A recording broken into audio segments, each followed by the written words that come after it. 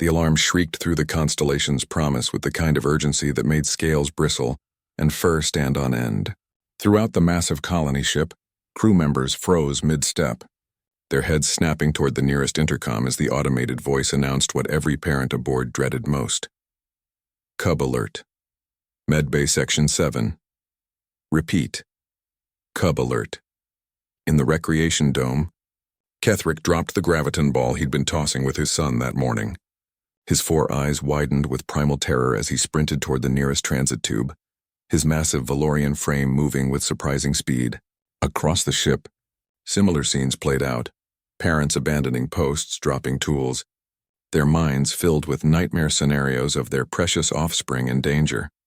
The Galactic Council had established cub alerts after the Theta Station disaster, where a hull breach had claimed 17 younglings. Now any situation involving juveniles triggered an immediate shipwide response. It was protocol. It was sacred. It was survival instinct encoded into law. Ketherick burst into Medbay Section 7, his breathing apparatus flaring with each panicked breath. Behind him, at least 24 other crew members crowded the entrance, parents and concerned citizens alike, all bracing for catastrophe. What they found instead made absolutely no sense.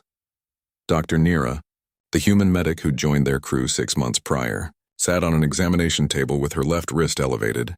Her dark skin glistened slightly with what the medical scanners had probably registered as distress indicators, what humans called sweat. Beside her stood Prax, the 8-cycle-old Threen cub, carefully holding a roll of medical bandaging in his small, 3-fingered hands. Wrap it around twice more.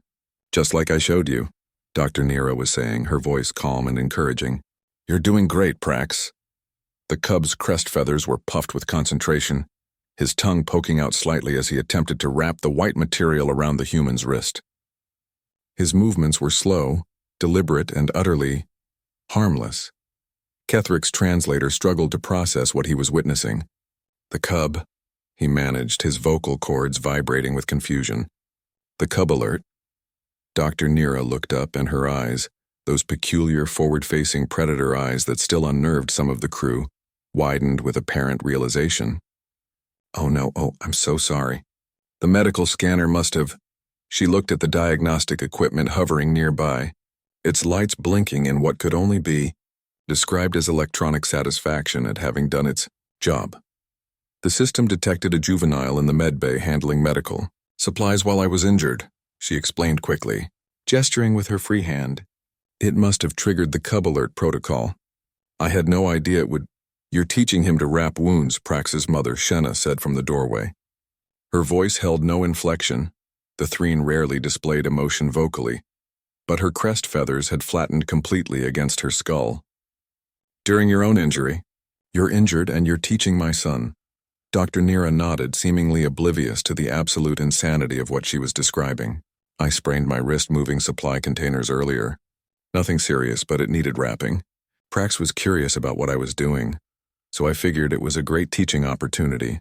He's been asking questions about medical procedures for weeks now. The gathered crowd exchanged glances, their various species-specific expressions of bewilderment creating a tapestry of confusion. Teaching opportunity, Ketherick repeated slowly, as if testing the words for hidden meaning. You were injured, in pain, and you thought to educate. A cub? Well, yes. Dr. Nira looked genuinely puzzled by their confusion. It's not a serious injury, and Prax has been showing interest in medicine. First aid education is important, especially for kids. The younger they learn, the better.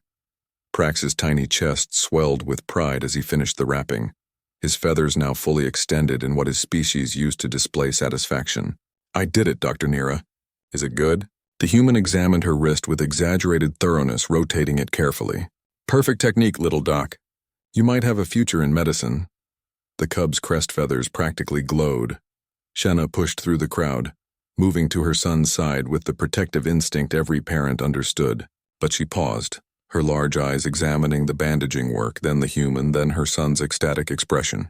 You allowed him to touch you while you were vulnerable, she said quietly. You trusted him with your care. Dr. Nira smiled, that strange human expression that showed teeth, something the crew had finally learned was friendly, not threatening. Of course I did. He's careful and he wanted to help. Why wouldn't I trust him? The question hung in the sterile air of the medbay. Captain Voris, who'd arrived during the exchange, stepped forward. The elderly Corthan's sensory stalks twitched with the gesture his species used for contemplation. In our cultures, he explained carefully, the injured do not teach. The vulnerable do not mentor. When one is compromised, one seeks safety in isolation until recovery is complete. It is fundamental. But I wasn't that injured, Dr. Nira protested. It's just a sprained wrist. I could still function, still help Prax learn. Why waste the moment?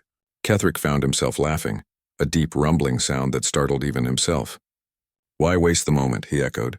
Of course. You're human. You people charged into the Void Wars with malfunctioning equipment because it still mostly worked. You colonized death worlds because they had nice sunsets. Why would a little pain stop you from teaching? Other crew members began to chuckle, the tension breaking like ice under spring sun.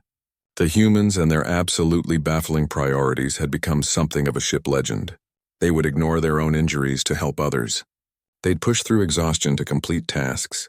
They'd sacrifice comfort for convenience, safety for efficiency, and apparently, their own recovery time for educational opportunities. Dr. Nira hopped off the examination table, testing her wrapped wrist with a satisfied nod. Well, thank you all for your concern, but as you can see, everything's fine. Prax, you did excellent work today. Same time next week for our anatomy lesson? The cub nodded so enthusiastically his crest feathers blurred. As the crowd dispersed, sheepish and slightly embarrassed at their panic, Captain Voris lingered. Dr. Nira, he said carefully, perhaps in the future you could inform the Medbay system when you're conducting educational sessions to prevent further alerts. The human had the grace to look embarrassed. That's probably a good idea. Sorry about that, Captain. Watching her walk away with Prax chattering excitedly beside her, Forrest couldn't help but feel a familiar sense of wonder. Humans. They turned injuries into lessons, vulnerability into trust, and moments of pain into opportunities for growth. The galaxy had been terrified of humanity when they'd first made contact. Those predator eyes, that relentless endurance, that casual relationship with violence and danger. But now, after years of integration, the Galactic Council was learning something far more profound. Humanity wasn't terrifying because they were warriors. They were terrifying because they refused to let anything, pain, fear, or even their own suffering, stop them from caring for others, even if it meant teaching a cub to wrap bandages while their own wrist screamed in protest. That was the real human superpower.